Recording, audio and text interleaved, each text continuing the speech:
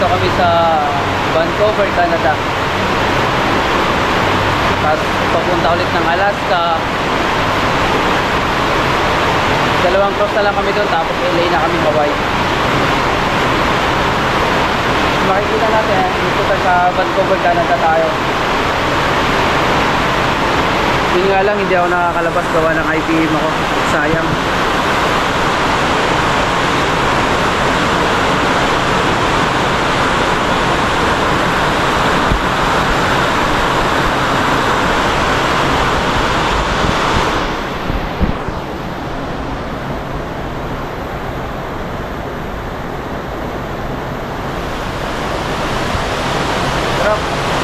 Napakalawak ng Puerto dito sa Vancouver, hanggang dun.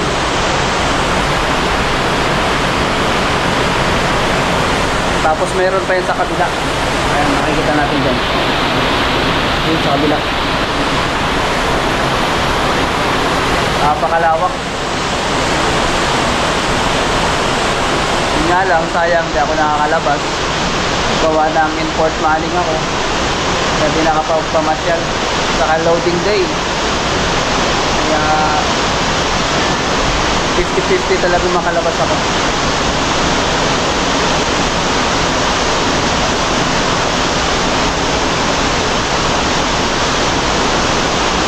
Kaya ginagawa ko, ayan, pasilip-silip na lang dito sa taas. At least makalangap na rin ang sariwang hangin.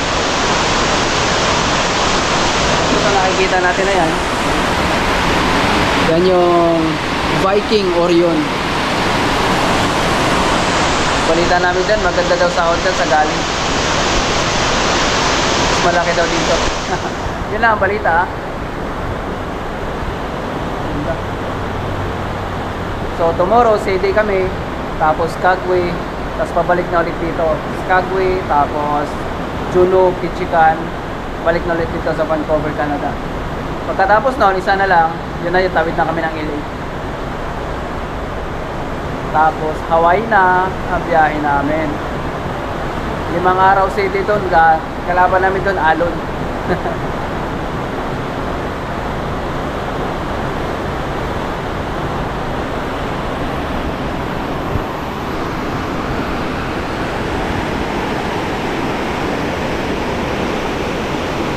Isang propeller pala yung nagana, oh.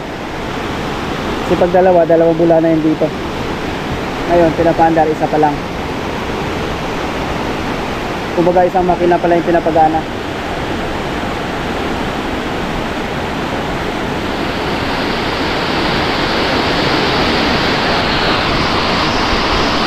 Yan, oh. Hanggang doon yung puerto. Tapos may tulay. Hanggang dito. Tapos transportation nila dito, ito. Parang ruro yan sa atin, eh. Transportation nila pag may mga tumatawid dito sa kabila. Galing naman yan dito.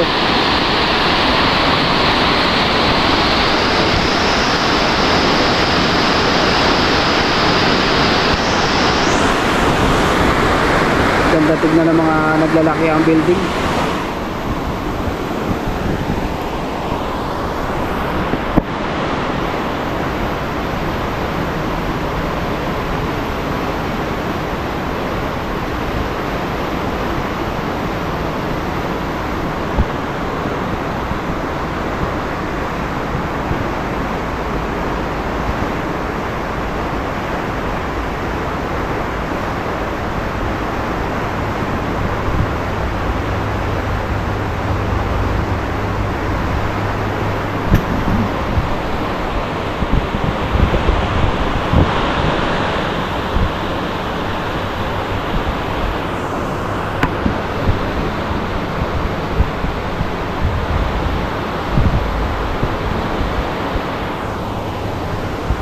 Titignan tayo sa kabila.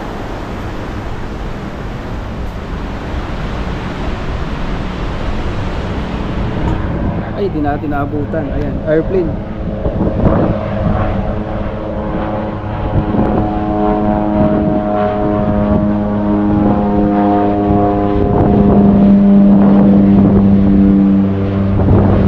Yung mga airplane na sa tubig muna bago lumipad. Hindi ko alam tawag, kalimutan ko. Ayan pa isa, oh. Palipad na yung isa. Ayan lang, malayo pa.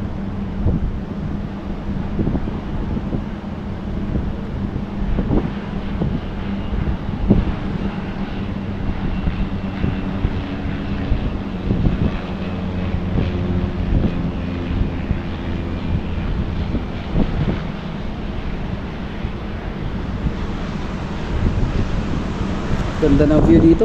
Ayan o.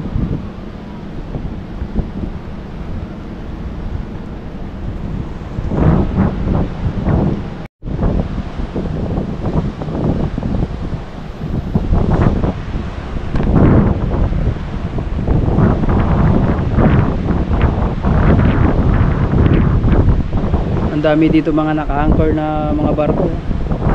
Tanker, cargo, 2, 4, 6, 8, 10, 12, 13. Tapos meron dito yung umalis na isang cruise ship. Yan, nalabas na kami ng puerto ng Vancouver. Sayang, hindi ko naabutan yung tulay. Ayun, yung tulay na yun.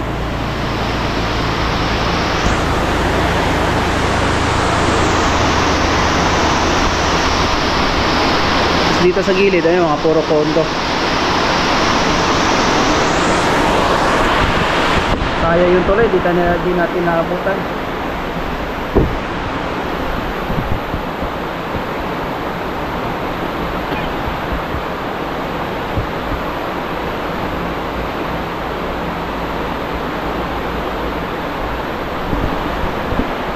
Nakalabas na rin ang port ng Vancouver.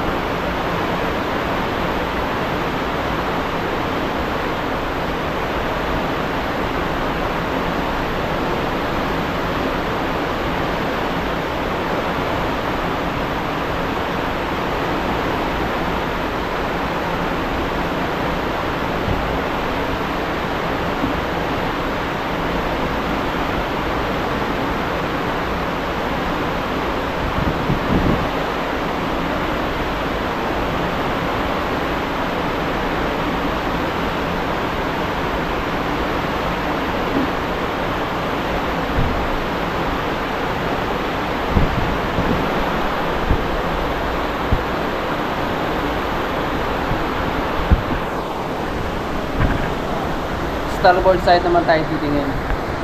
Starboard side.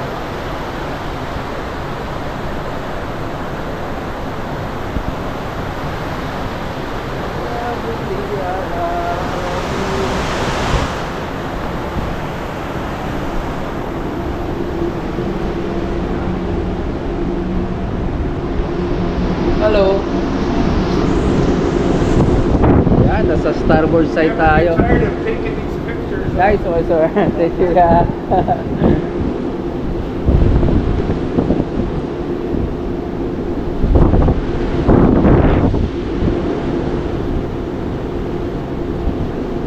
Ganda oh. Parang mga, alam mo yung parang hagdan-hagdan palayan yung mga bahay sa taas.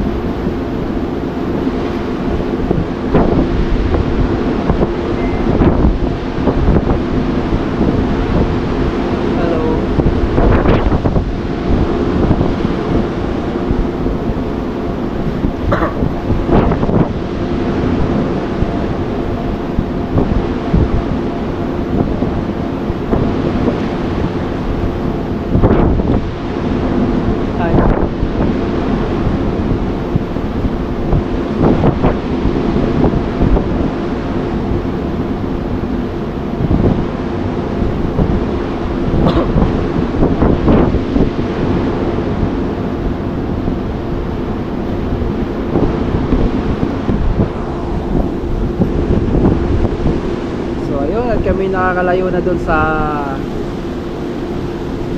mismong port ng Vancouver. At yun nga, papunta na nga kami ng Alaska, Skagway, Juneau, Ketchikan.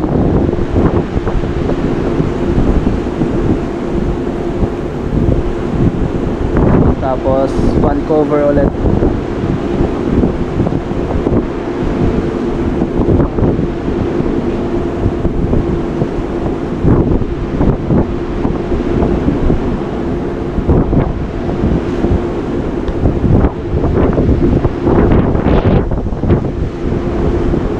Siyempre yung may mga pasahero ay panibago na naman.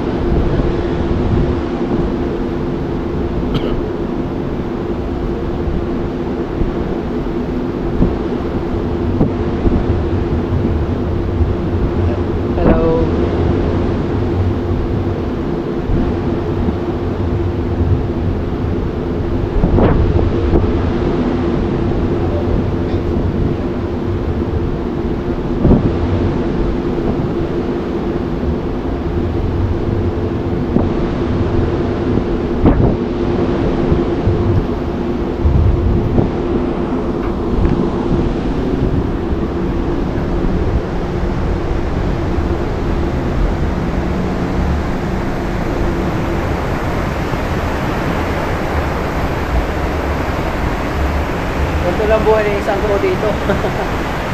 Ikot, silip. Tapos ngayon, nandito naman sa off. Ayan.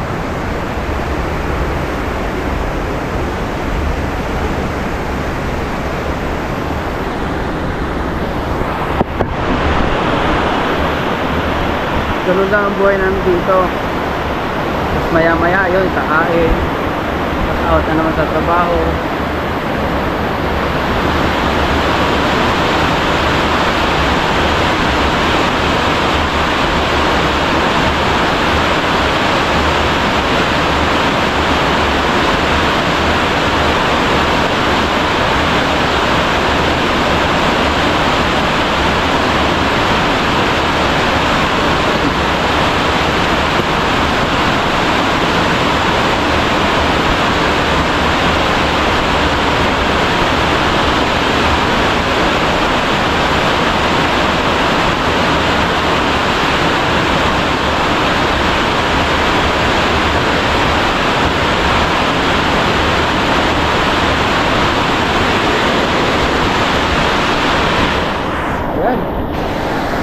So ayun, dalawang propeller na yung nagana.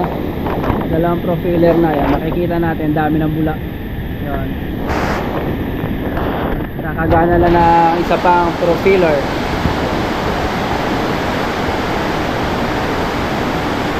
Medyo mabilis na yung takbo.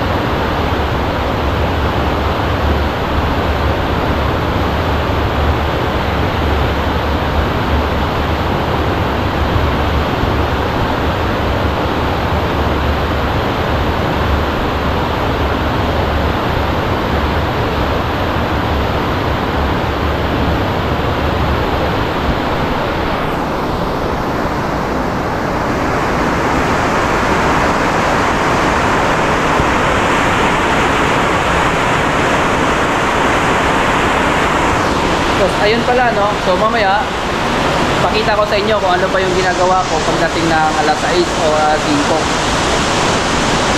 5. kung ano pa yung trabaho ng isang second comics butcher, kung ano pa yung ginagawa niya sa hapon hanggang gabi. Pero mamaya papakita ko sa inyo kung ano ginagawa ko pagdating ng alas 6. Kasi pag ganung oras ginagawa ko na yan, magdi-defrost na ako ng mga karne, kaya papakita ko sa inyo mamaya. Kaya okay, so ngayon nandito tayo sa frozen room, nandito tayo sa freezer. So isa dito sa mga ginagawa ng second comics butcher tulad ko, maglalabas kami ng items na galing dito, tapos ilalagay namin sa standing trolley or sa shelves.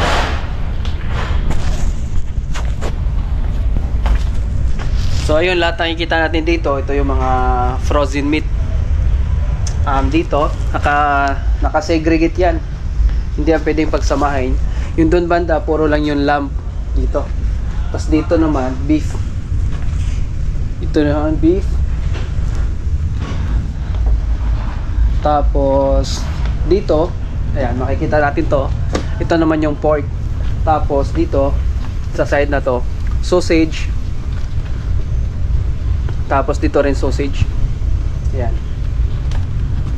So dahil oras na ng alas 6, syempre trabaho ko, maglalabas ako ng mga stocks na galing dito para i-defrost.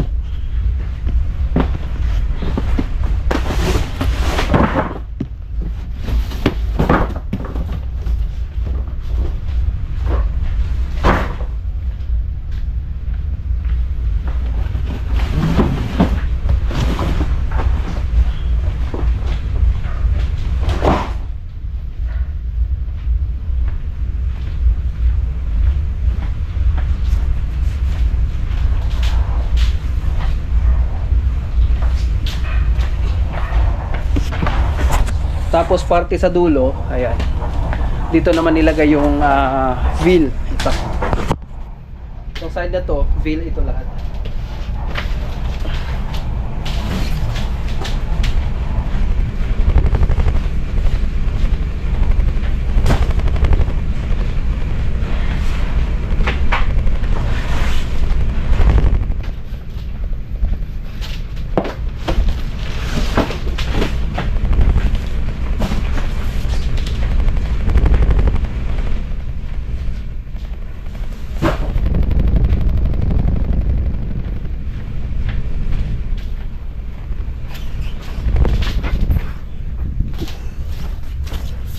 Mas malamig pa sa Alaska dito. Frozen eh.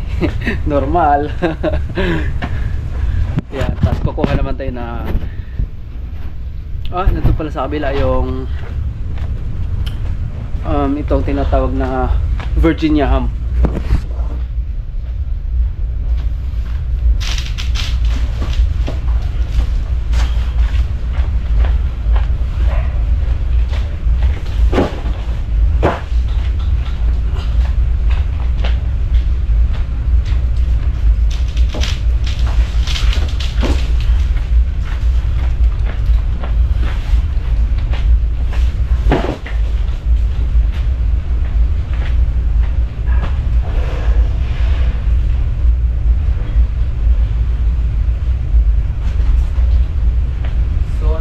Kulang ko ito si pork leg. Kukuha rin tayo ng isang pork leg, so kulang natin pork leg.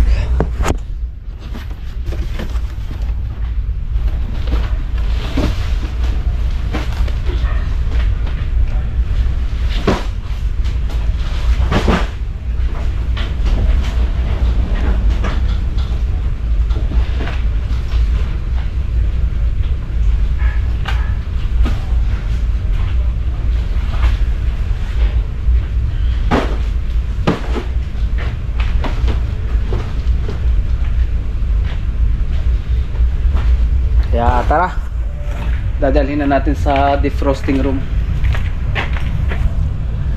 Tapos yung standing trolley na paglalagyan ko, di ba? Set yung camera diyan. Diyan ka lang. Yan. dala natin yung ating trolling malaki. So galing dito, nilipat ko doon siya. Siyempre.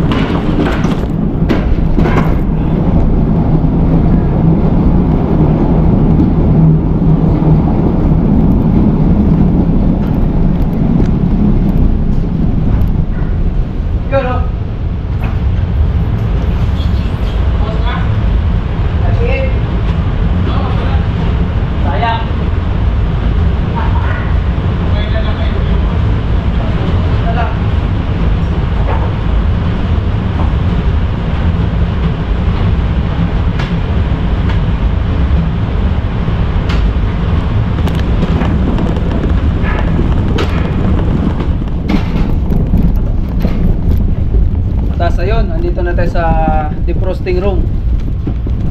Ayan.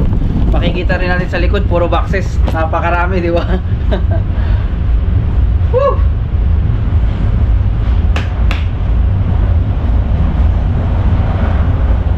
Tapos, syempre, lalagay na natin sila kung saan sila natin pwede ilagay.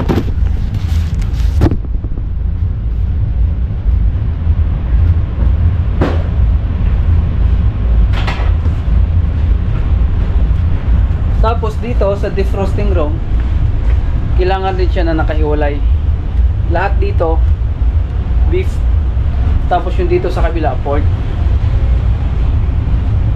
Lahat ng to pork, tapos yung pinakadulo yung lamb, tapos itong side na to, ito naman yung para lang sa mga marinated.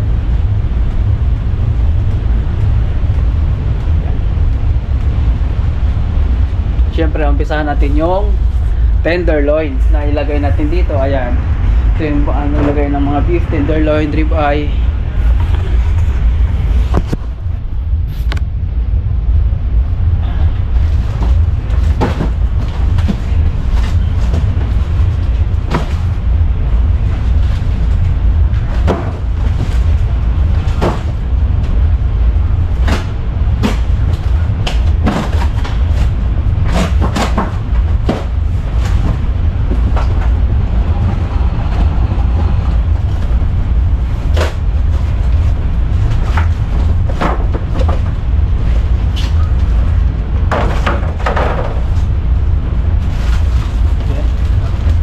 Tignan nyo gaano kalaki yung tenderloin, kung gaano din isipin nyo gaano kalaki yung mga baka na kinakatay nila, di ba?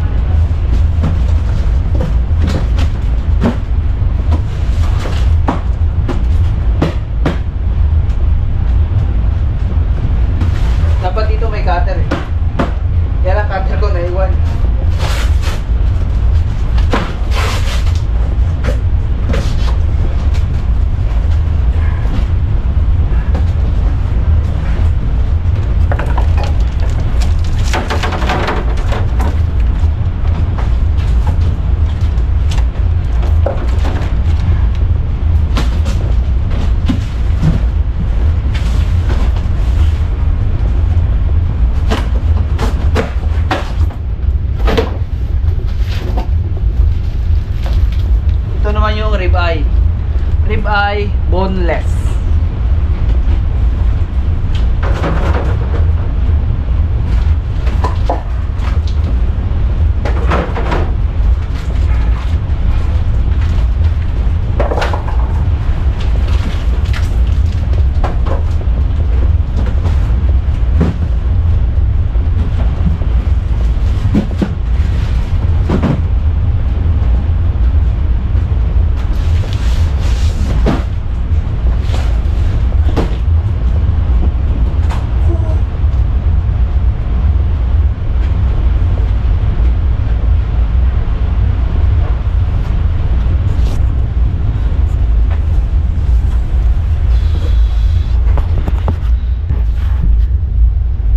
yung trabaho ng second commis dito.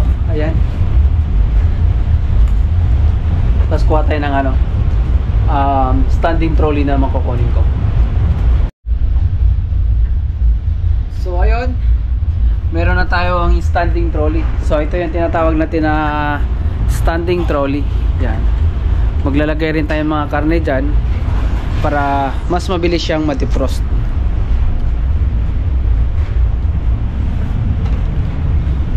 Para din yun sa yung mga sobrang tigas na, para mabilis natin.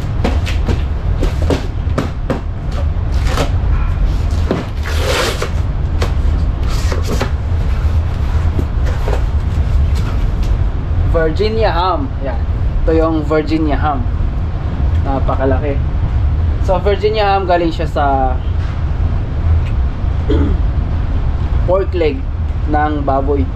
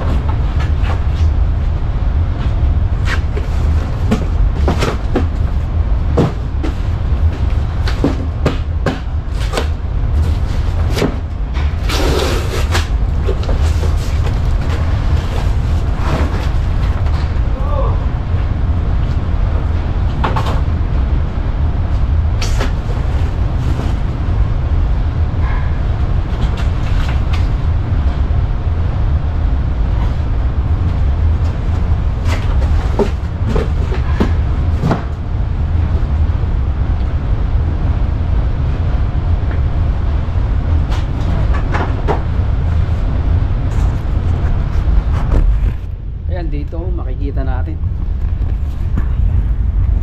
lahat yan, puro mga karning baboy. Yan yung pork loin.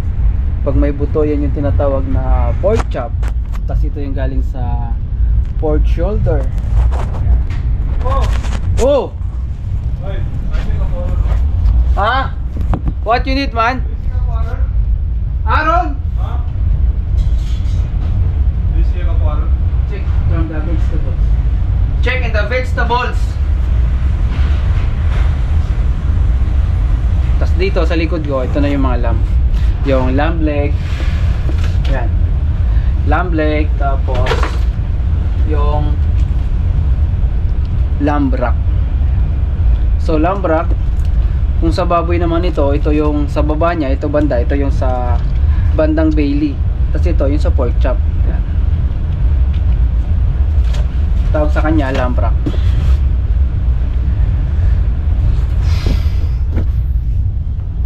Lamig din dito.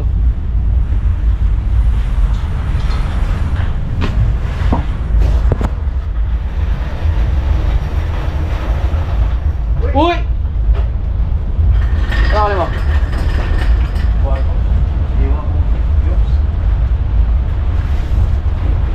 Dagkan mo na humog ka? Ha?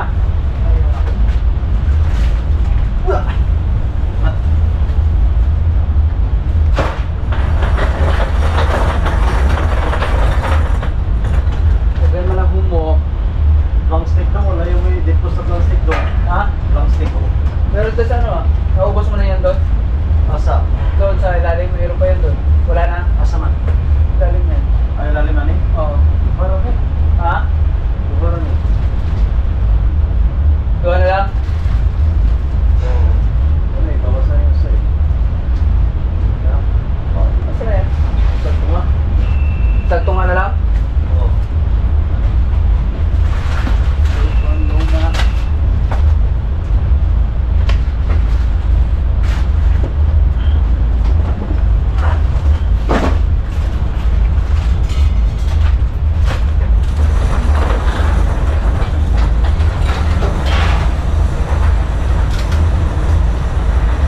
Ayan, syempre hindi tayo pwede mawala ng cutter dito pag ito ang trabaho natin kasi pangkat ito ng mga, alam mo, yung mga tali, tabak.